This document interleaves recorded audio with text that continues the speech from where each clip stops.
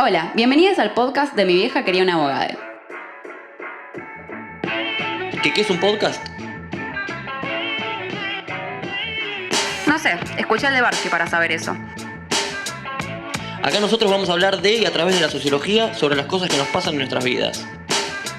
Entre nosotros y con entrevistadas nos haremos preguntas que nos permitan comprender y explicar aquello que nos sucede cotidianamente. Esto es Mi vieja quería una abogada. Un podcast de sociología.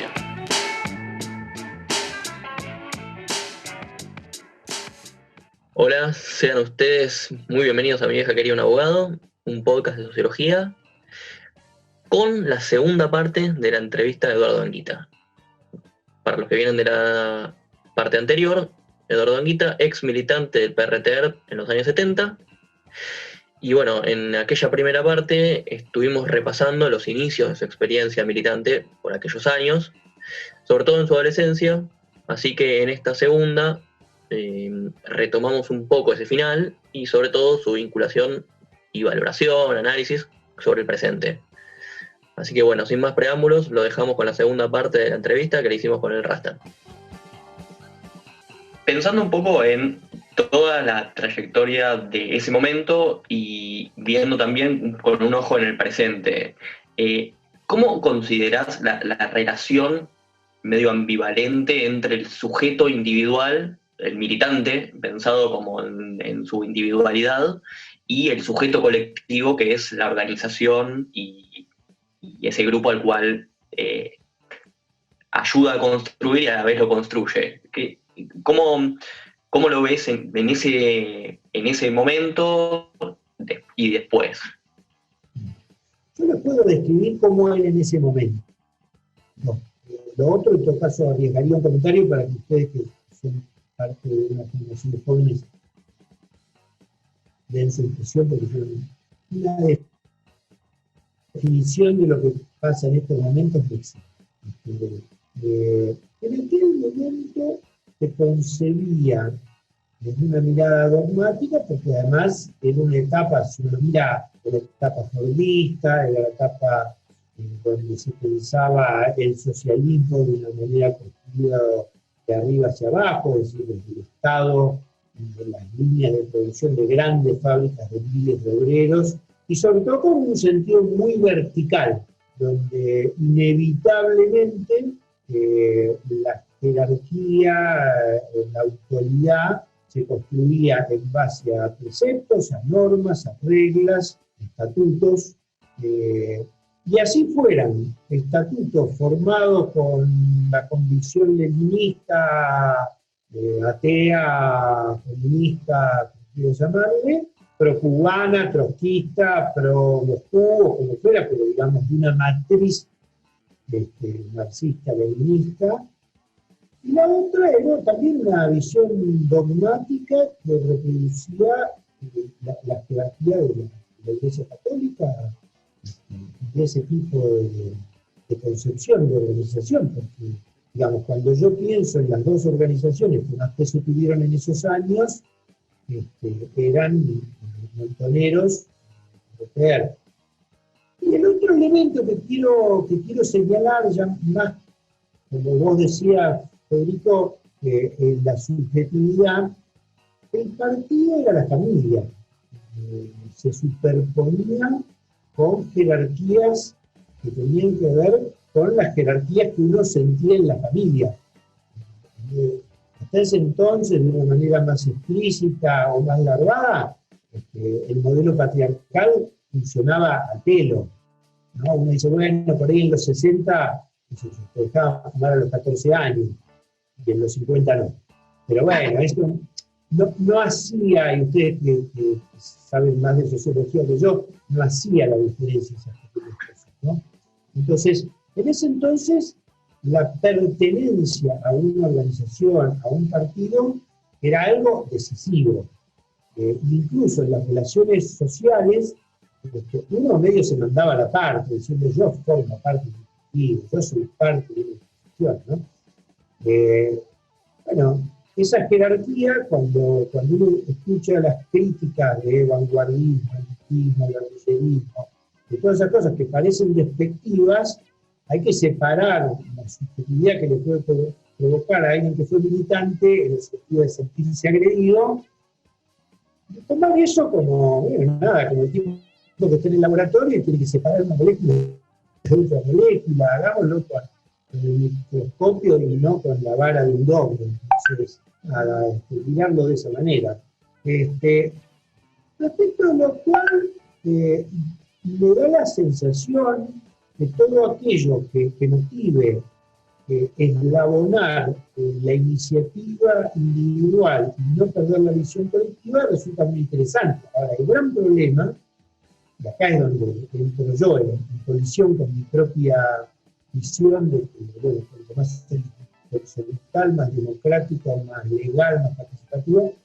Por otra parte, en aquellos años, la pobreza del 3% de la sociedad, la desocupación y la desocupación de obreros integrados al sistema, y ahora estamos en una división social. En el último le voy a decir, bueno, está muy bien tener organizaciones sociales participativas, abiertas, donde participar, participe, pero cuando uno ve lo que hay atrás de los sistemas empresarios de la Argentina, de la sociedad rural, de la misma Unión Industrial Argentina, que se siente con el lugar, cuando vos ves lo que hay atrás de esas organizaciones empresarias, y de lo que hay atrás de los grupos elitistas corporativos, tanto de los medios, como de logias, como entidades de todo tipo, que agarrás la cabeza y decís, bueno, es muy difícil que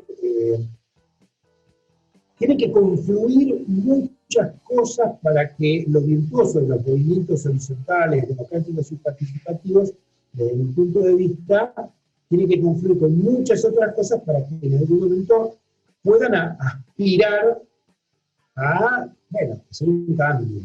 Mientras tanto, bueno, cualquier cosa que sea participativa, desafiante, distópica, me parece interesante.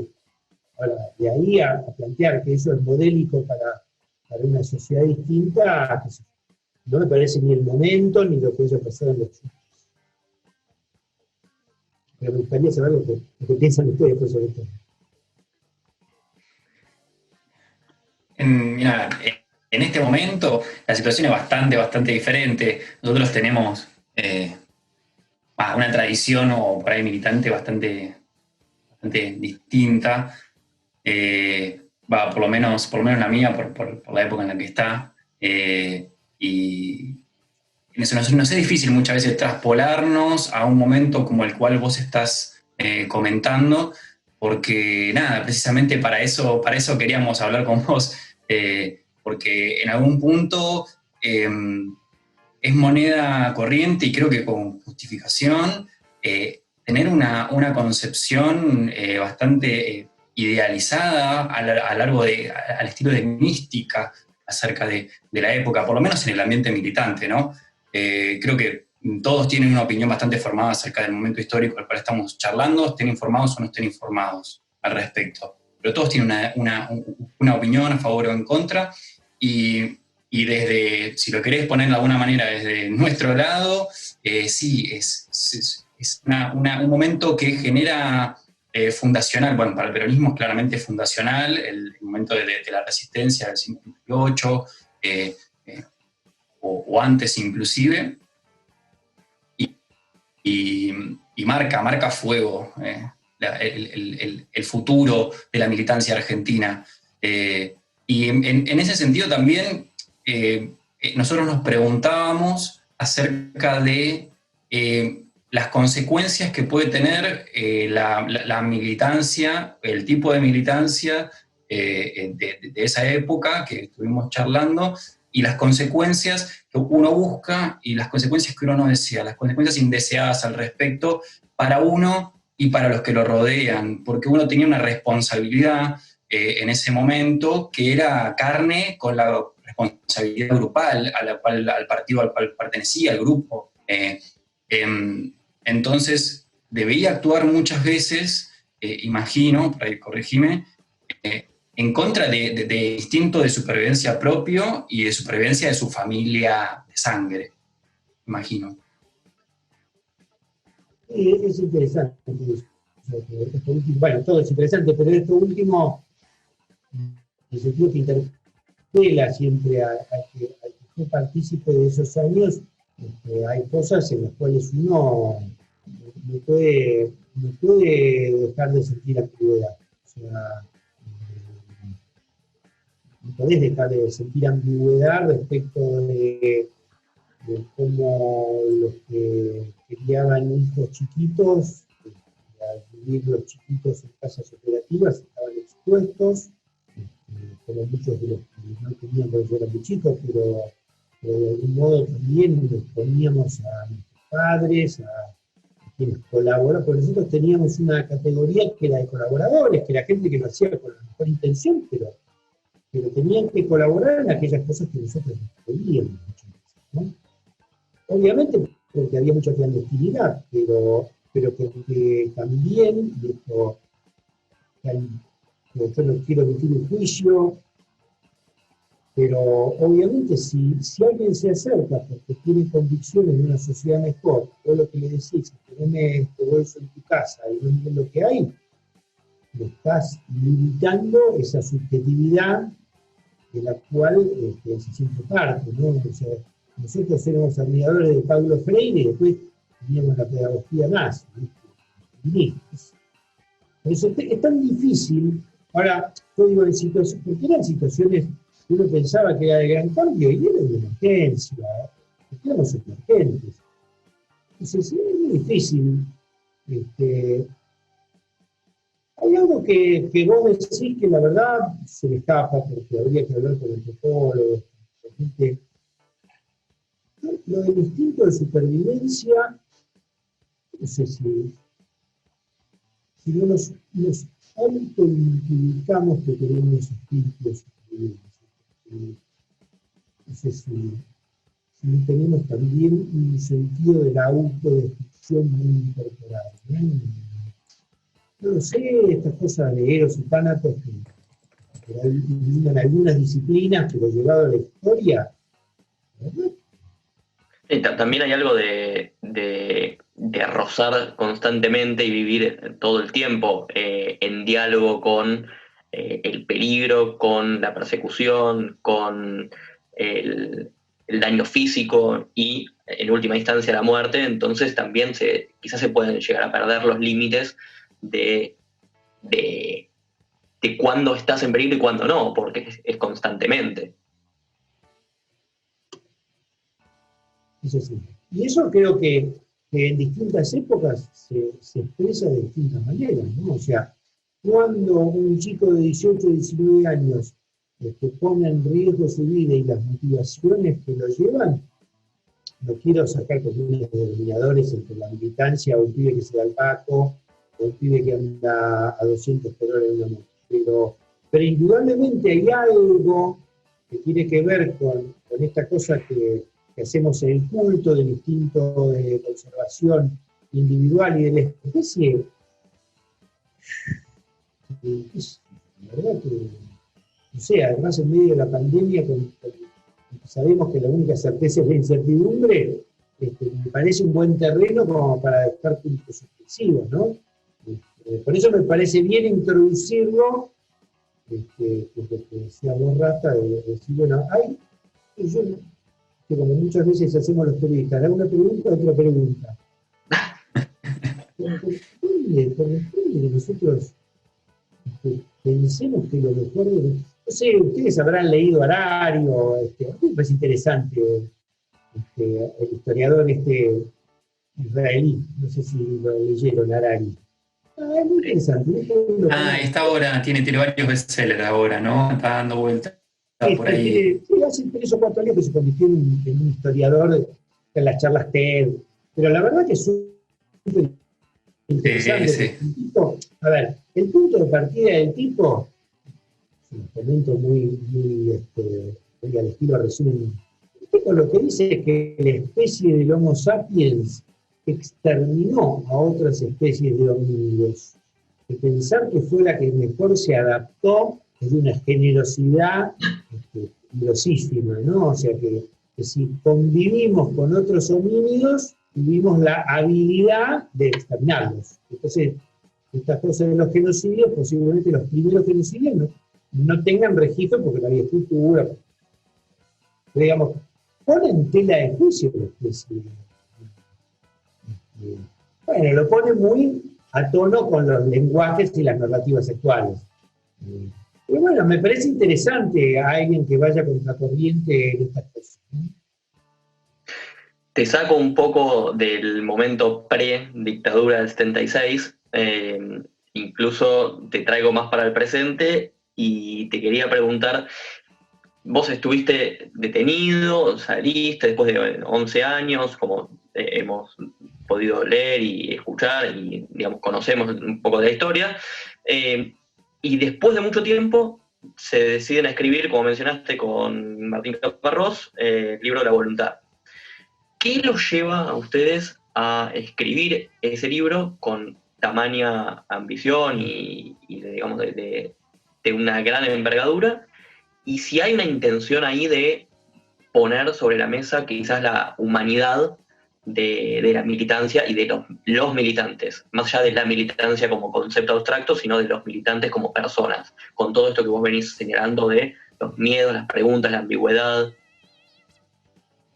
Sí, mira, la verdad, yo lo sé muy bien. Yo a Martín, si bien le llevo unos años, cuando jugamos al rugby era un chico y yo era un jovencito, Martín, cuando nos pusimos a escribir La Voluntad, más allá de nuestra amistad, era la relación entre un gran escritor y un periodista que había atravesado una serie de circunstancias que me habían permitido, no sé, tener más, los sentidos más desarrollados y un punto de vista como para narrar que dejara de lado esa idea del dogma y de lo general a lo particular para invertirla, ¿no? O sea, estaba en condiciones con el periodismo de estar en armonía con él para contar historias singulares que se pudieran ver de manera coral, pero que no era una historia que partiera, como yo les decía recién, bueno, en Vietnam pasó tal cosa, en Bolivia pasó tal otra, y nosotros, si no lo buscamos desde cada uno. No, yo creo que lo interesante, seguramente cada uno verá cosas interesantes, pero a mí lo que siempre me resuena de La Voluntad es que hasta ese momento, las editoriales, cuando empezamos a hacer las primeras páginas, y Martín, que era un tipo conocido en el mundo editorial, le llevamos a las dos grandes editoriales la idea de sacar ese libro, nos miraron, ¿viste? Como diciendo, está en pedo, ustedes este tema no impresionante. Vimos con un editor que nos dijo, escriban la cantidad de páginas que quieran, la mía que sea un éxito, es un éxito, la editorial lo va a respaldar. Y fíjense que no bien salió el primer tomo, que fue, digamos, un sacudón en el mercado editorial. Las dos grandes editoriales que les habíamos llevado el libro, que eran Sudamericana y Planeta, las dos editoriales se acercaron muy amistosamente a decirnos qué pelotudos que somos, ¿no? Y nosotros, yo personalmente tenía mucho temor a que muchos ex militantes que se creían militantes, o sea, que no se definían como que habían traspasado eso, sino que yo los veía muy melancólicos, muy como que buscaban su identidad en el pasado porque siempre les era muy hostil. A mí me había resultado menos hostil en el sentido que yo me decidí a estudiar, a trabajar, digamos, a iniciar un camino muy rígido, pero bueno, en los primeros años me costó mucho y después encontré más o menos un rumbo. Entonces, yo tenía mucho temor, realmente temor a que muchos me repudiaran, y dijeran, che, vos te quebraste, o cosas así. En todo caso, lo que hubo fue silencio de parte de esa gente. Pero después, la verdad, me encontré con viejos militantes que habían sido tremendamente jugados o arriesgados, que me hacían esa típica broma, hijo de puta, me hiciste sacar lágrimas a mí, que yo no lloraba ni en pedo. Entonces yo digo, es una frase hecha en la literatura y en general en la escritura, ¿no? Es decir, bueno, los textos están, en todo caso buscan, los autores buscan a quien les den la forma, las historias están flotando. Esperando que alguien las agarre. Claro, esos artistas que vos decís, no sé, un músico que logra escribir notas siendo sordo, y lo escuchás ahora de todo, y dices, ese tiempo tenía. Y sí, estaba todo en la cabeza, flaco, date cuenta. Entendelo. Bueno, por eso digo, hay cosas que no, por supuesto, dejando de lado de todo, poniendo a Caparrós en un lugar de cierta capacidad por encima del promedio, pero que no tenía ningún problema en trabajar en equipo conmigo, y lo hicimos, la verdad, como todo, no es que, bueno, fue un laburo de muchos años, de mucho esfuerzo, y me parece que fue bueno. El otro día leía que Florencia Kirchner decía que estaba leyendo Recuerdo de la muerte cuando murió el padre. Y a Martín y a mí nos tocó muchas veces estar en mesas redondas y en charlas y en actividades junto a Miguel Bonazo, ¿no? Y la verdad es que en ese entonces no éramos muchos los que queríamos empujar una narrativa que también estimulara a rever esa época y a retomar algunas de esas tradiciones con parámetros distintos. Así que, bueno, fue muy lindo, a mí la verdad me sirvió también para recorrer muchos lugares, para entrar en contacto con mucha gente, no militancia, pero sí,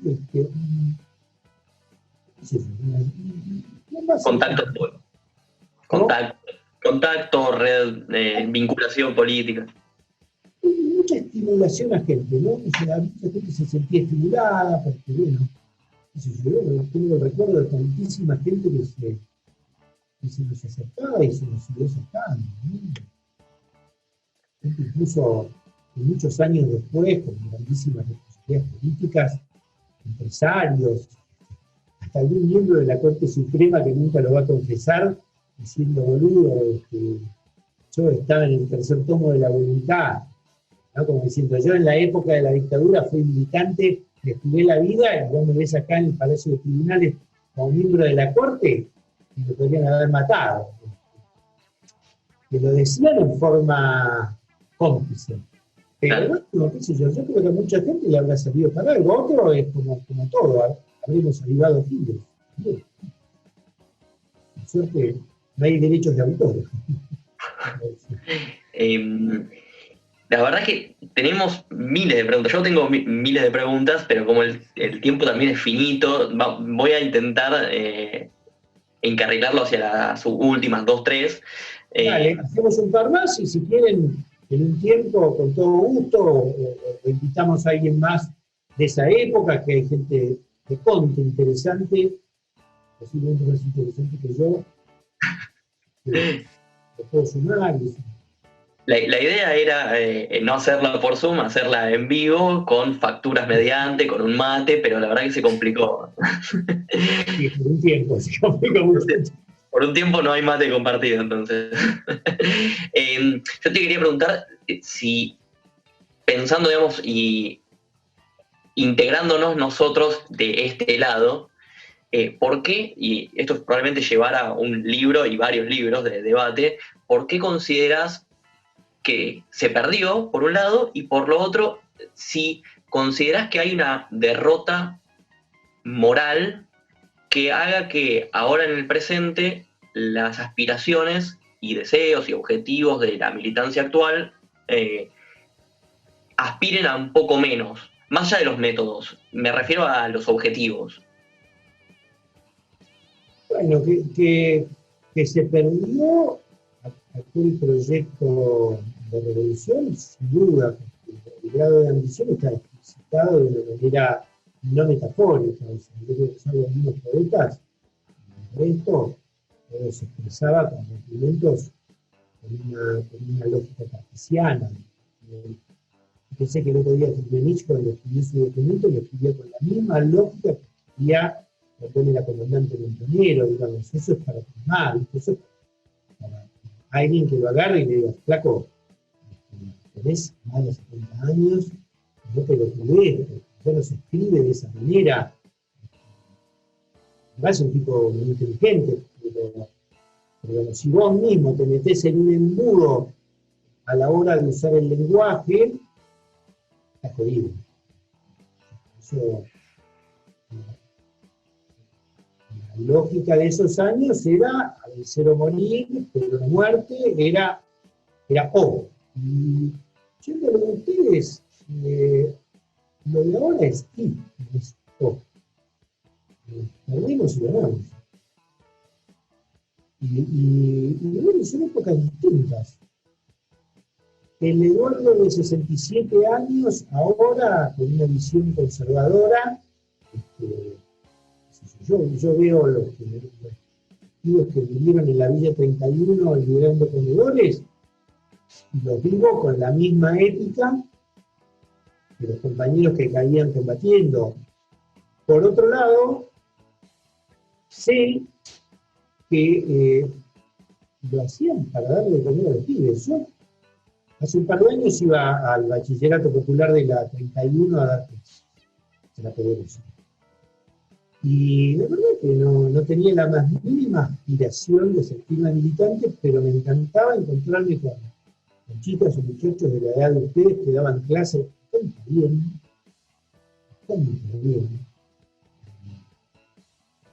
Pero bueno, qué sé yo, la verdad que no son lugares donde la gente te recibe de una manera unívoca.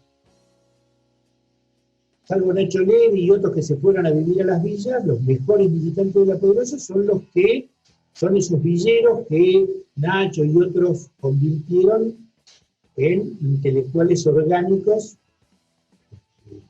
villeros. Y yo soy amigo de varios de esos chicos y chicas, y tienen muchos resentimientos sociales, pero pueden traspasar de ir a una facultad a vender la revista La Garganta, subirse al subte y ofrecerla, y la gente se las compra. No sé, no viven esta cosa de ¿es esto o es lo otro? Y me parece que para esta época, y les hablo de la Poderosa, que son los ásperos, ¿no? Les hablo de los angelovistas. A ver, yo a Nacho Levi soy amigo, no me imaginé que iba a ir a sentarse con Rodríguez Larreta.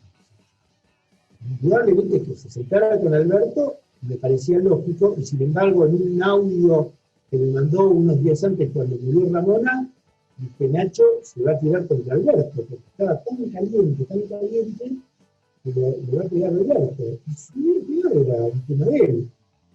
Luego se sentó con él, Alberto le dio 1 hora y media de tiempo, que eso hizo todo, ¿no?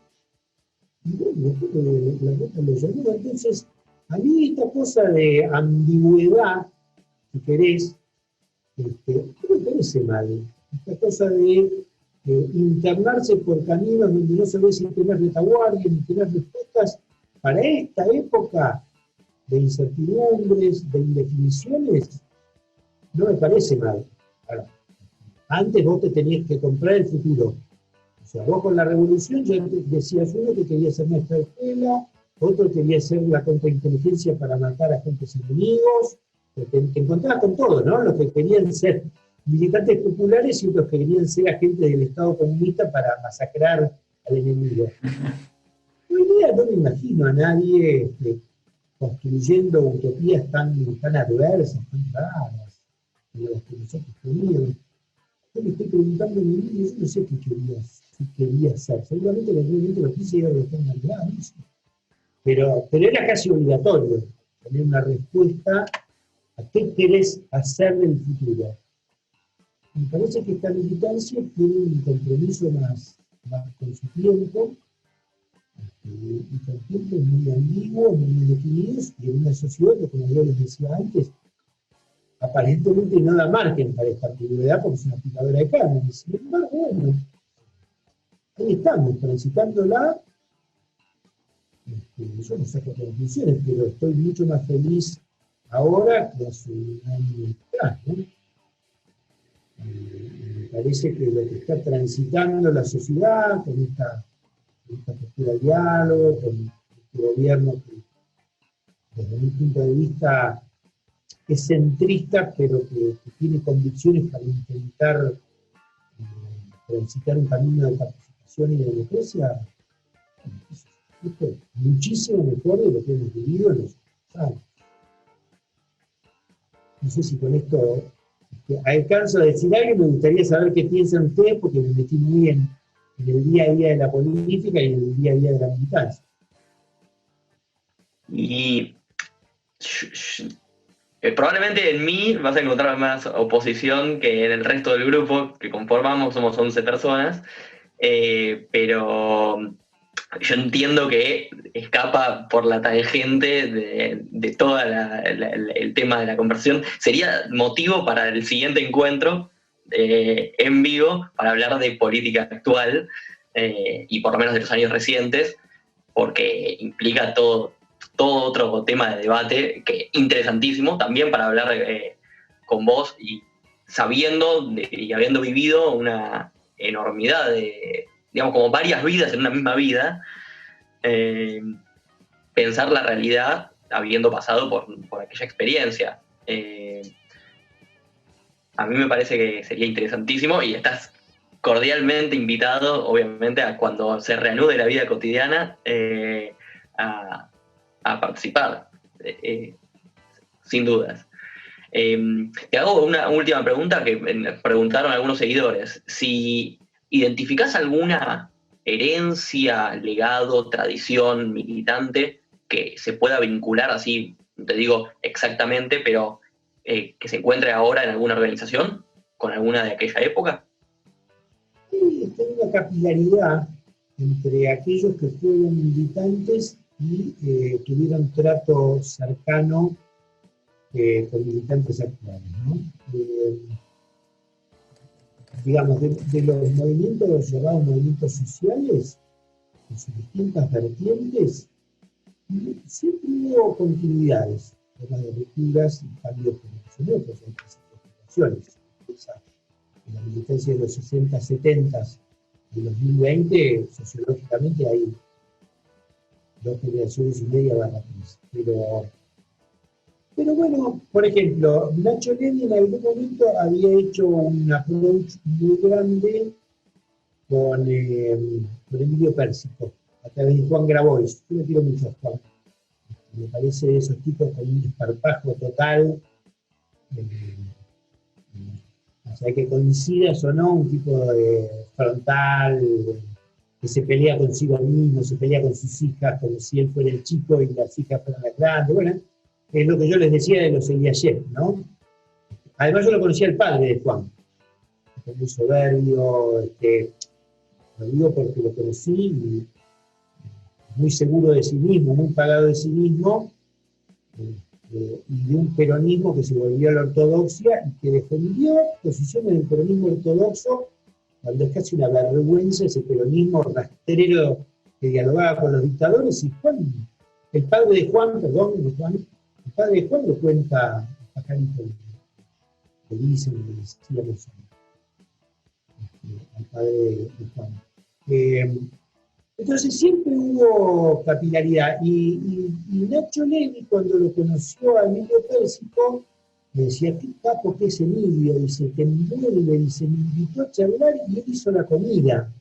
Dice, y hablamos de comida mientras él cocinaba 2 horas, y de fútbol, y de esto, y de lo otro, y hijo de puta, me estaba envolviendo, y sabiendo que yo no pienso igual que él, ¿no? Digo, y Emilio es un poco más joven que yo, o sea que él, de algún modo, de la militancia montonera, es de las últimas estribaciones, ¿no? Pero bueno, en Barrios de Pie, Humberto Tumini, se les puedo nombrar un montón de agrupaciones donde hubo, por lo menos, presencia de gente que a mí me parece que la gran virtud que tuvo esa gente fue no hacer una estructura piramidal cerrada, sino en todo caso dar un punto de vista más, y si eso servía, bueno, En eso veo continuidades. En otras cosas, la verdad, sí, posiblemente hay debates históricos que sirvan a la academia, al mundo intelectual, al mundo político, pero me aferro más a esto primero que les decía que a lo documental o a lo... Bien. Rasta, ¿vos tenés alguna última pregunta? Si no, yo tengo la última que es muy rápida. No, hacela.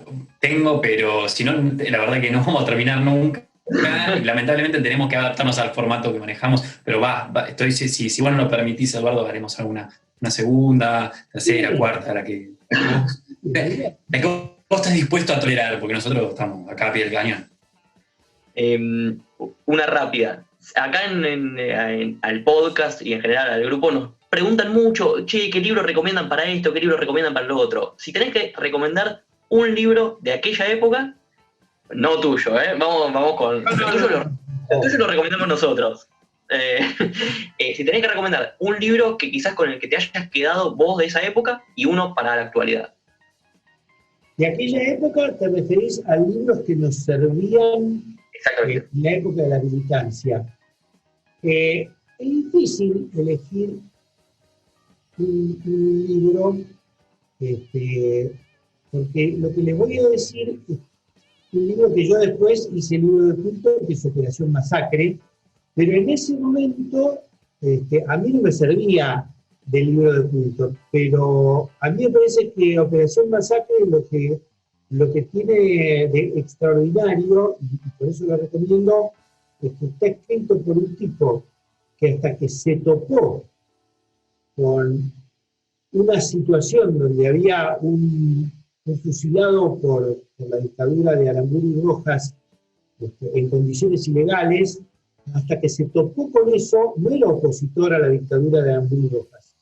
Es más, Rodolfo Walsh tenía un hermano que era aviador naval, y cuando se da el golpe del 55, escribe un par de crónicas donde la épica se la daba a los Contreras, digamos, ¿no? Entonces, primero, la narrativa de Walsh hace escuela, y segundo, que él mismo se dejó guiar por el texto, que es lo que yo digo, ¿no? Él era un gran narrador de cuentos de ficción, de cuentos policiales, un gran lector, y en la Operación Masacre conjuga a través de la narrativa, a través del lenguaje, si uno se pone un poco más intelectual, a través del lenguaje escrito, a través de la gramática, conjuga su propia tensión emocional, intelectual, con el hilo de una historia que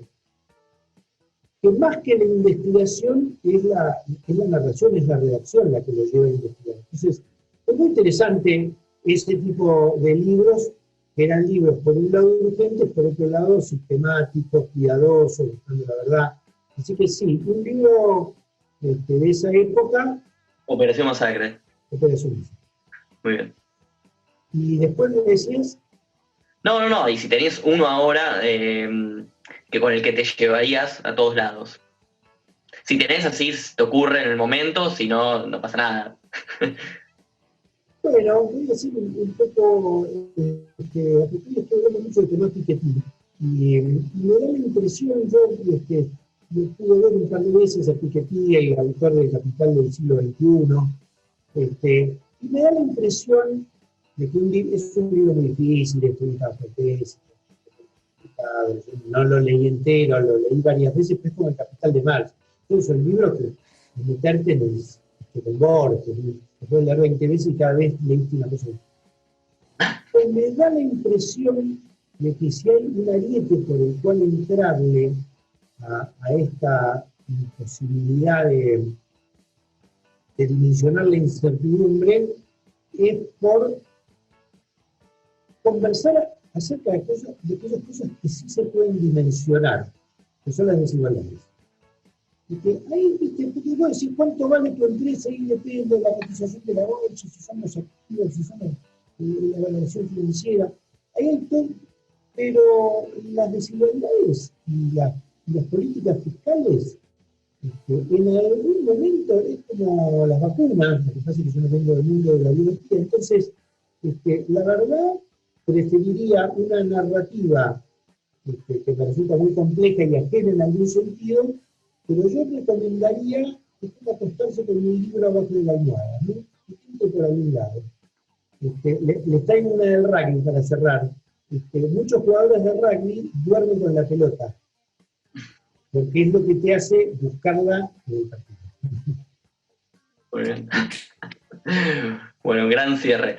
Bueno, desde la banda del título en trámite, que es lo que nosotros hemos conformado con otros tantos colegas sociólogos y sociólogas, te agradecemos la participación, ha sido un placer, un gusto, un orgullo, como quieran llamarlo, tenerte como invitado, como entrevistado para un tema tan importante, tan interesante, y también en relación con un nuevo aniversario con respecto al Cordobazo, que se cumple el 29. Así que humildemente te agradecemos y quedas más que invitado para venir cuando se reanude las rutinas diarias. Bueno, basta, Fede, me sentí muy a gusto. Hablé más de la cuenta, pero bueno, la entrevista tiene ese formato. Así que quizás en alguna otra oportunidad también, ya que están en trámite, me gustaría ver qué tramitan y cómo lo tramitan. Muy bien. Por supuesto. Perfecto. Bueno, muchísimas gracias y tenemos una pequeña rutina, una tira que hacemos nosotros, cómo nos despedimos. Esto fue Mi vieja quería un abogado y vos tenés que decir un podcast de sociología. Vos cerrás lo que nosotros decimos. Repetímelo porque ahí me perdí.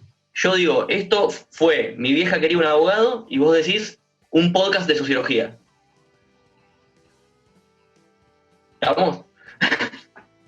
Bueno, muchas gracias. Esto fue Mi vieja quería un abogado.